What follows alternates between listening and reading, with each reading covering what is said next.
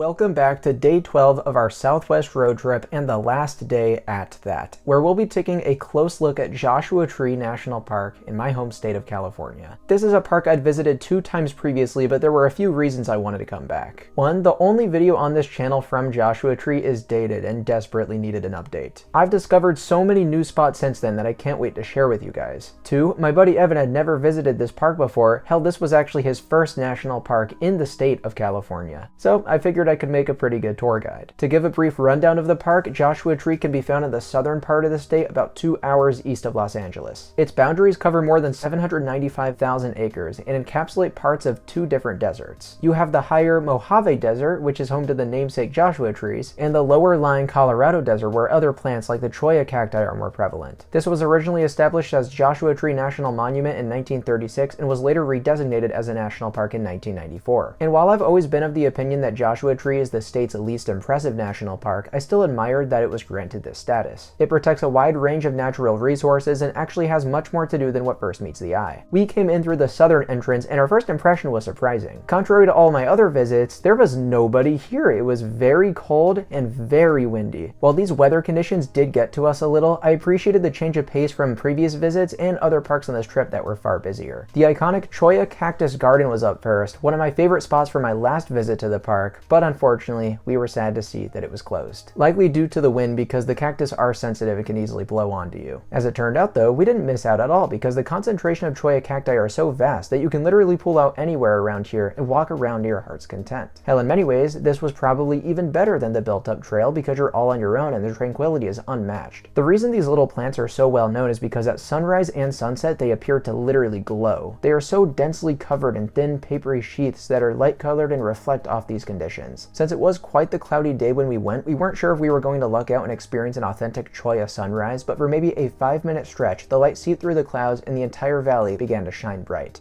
Oh my gosh.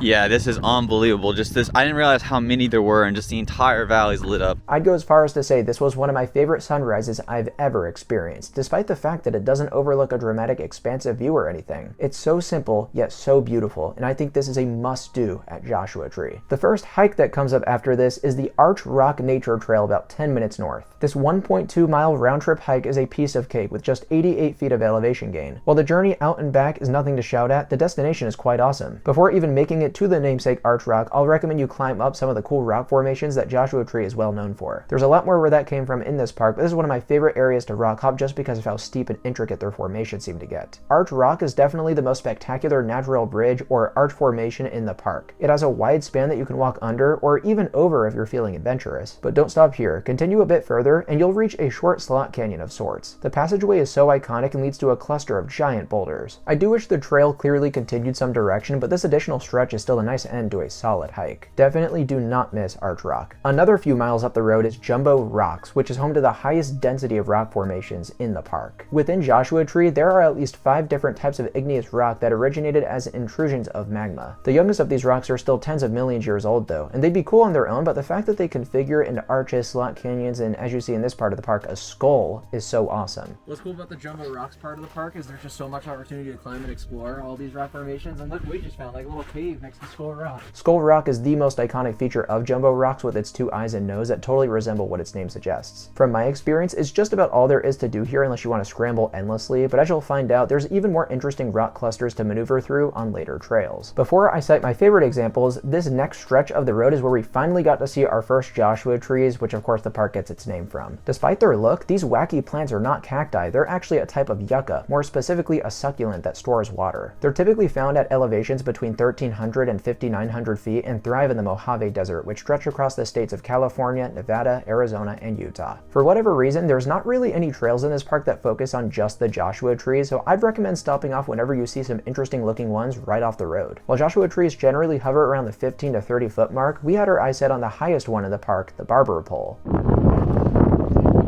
Mark versus the tree. Next up for us was the Hall of Horrors area, a popular spot once again known for its rock formations, this time because you can actually find some really intricate and cool passageways here. While it's most visited by rock climbers, there's still plenty of opportunity for the average visitor to find some really awesome stuff. Our focus was to find the Hall of Horror itself, which is just an unbelievable photo op. You'll see what I mean. We spent probably close to an hour trying to find the most defined slot canyon here, even watching YouTube tutorials to help us in the process, but we couldn't seem to do it. We vouched to leave this still cool spot and return later when we had better cell service and could do a little bit more research. Fast forward to the end of our visit, an additional 30 minutes of exploring, and we were finally able to tell that we'd made it to the Hall of Horrors. The easiest way to access it we found was by taking a steep path behind the second giant cluster of rocks, which was ironic because it was one of the last places we thought to look. Keep in mind, none of this area is marked, so it is kind of a free-for-all type thing, which made it really fun. Even though it took us forever to find this, our entire experience was a blast as we felt like we were discovering the ins and outs of the place. And the result was oh so sweet, with narrow vertical walls on either side and huge rocks blocking in the ceiling. It went on shockingly long and was incredibly picturesque, well worth all the effort we devoted to it. Yep, we definitely found it. Oh my. It's pretty awesome. Oh, it's so cool. Wow. This is crazy. Yeah, and just the struggle to find this, and we finally found Honestly, it. made it better. Yeah. I might even say that the Hall of Horrors were my favorite experience ever in Joshua Tree National Park, but the sunrise this morning was also pretty hard to top. In any case, we headed out to a rather remote part of the park next, and that's Keys View. The 15-minute detour one way is one of the most scenic stretches of road in the park as you have Joshua trees out the wazoo. Aside from the aforementioned location of the highest tree in the park, this is where I'd most recommend stopping off to see these things. Keys View is a surprisingly excellent overlook, offering panoramic views of Coachella Valley and its corresponding mountains. The atmosphere was otherworldly between the clouds hovering overhead, the snow out in the distance, and the winds that literally kept you from standing still, otherwise you'd blow over. From 5,185 feet above sea level, Keys View is truly expansive and my favorite overlook in the park by a long shot. That said, due to how terribly cold it was up here, we didn't spend long before moving on with our day. Bro, this got like 40, 50 mile per hour winds. This is awesome though. Heading back the way we came, we made a stop at the Hidden Valley Nature Trail. This is a flat 1.5 mile loop that displays more of Joshua Tree's most impressive rock clusters. These go so high that you begin to think that they could be mountains in disguise. And indeed, while most of these cathedrals of rock are what they seem, others tell a different story, with even more intricate and tight passages than the Hall of Horrors itself. Before I talk about the Chasm of Doom, this short trail is well worth your time, even if it may not look particularly different from other sections of the park. I wouldn't prioritize the Hidden Valley Nature Trail over just about any of the other experiences in this video, but it's still really cool. Alright, what the hell is the Chasm of Doom? Well, first, some good news, it's not as difficult to find as the Hall of Horrors. From the main parking lot, you literally round a corner to one of the picnic tables and there it is. You'll still need to research instructions in advance, and I'd honestly just recommend downloading a YouTube tutorial a lot like we did to help you the whole way through. While the start of the chasm wasn't hard to find, I could see how it could be really easy to get lost. Contrary to the mess of halls and passages in the Hall of Horrors that more often than not looped back around to the outside world, this was quite a bit more confusing. And because of how tight and strenuous it was to traverse, we made the decision to back out probably a little over a quarter of the way through. Bro, I'm low-key proud of us for just doing that. Yeah.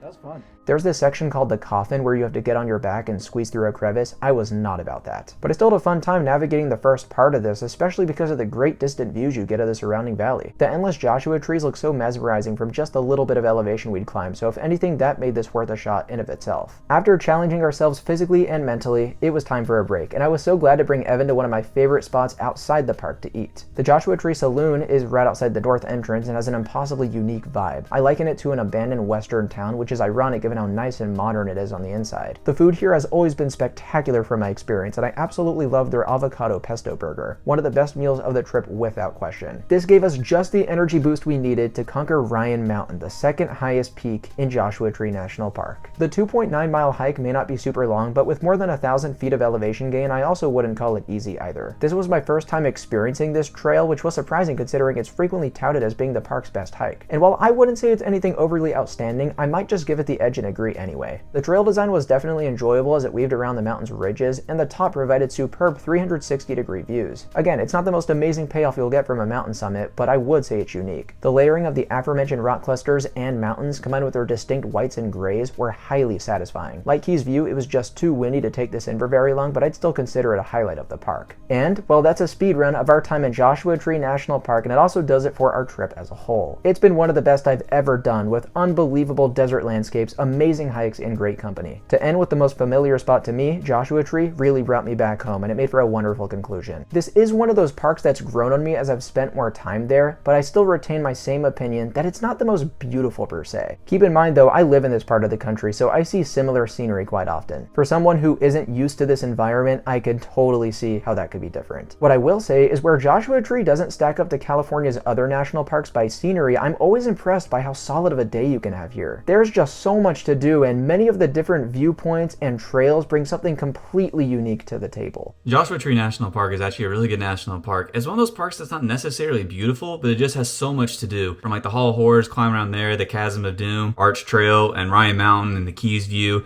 There's just so much to do and see at that park. And so even though it's not technically really beautiful, it still makes up for just how much it has to do at that park. So yeah, I really enjoyed Joshua Tree. With that, thank you all so much for watching. Be sure to give this video a like and subscribe to Travel Dash for more content like this in the future. Stay tuned because I've got another great trip coming up, and that's a road trip up the California coast, deviating into the Central Valley for Pinnacles National Park and Yosemite National Park in the snow. You will not want to miss that. And that's it. I'll see you all then. Peace out, everyone.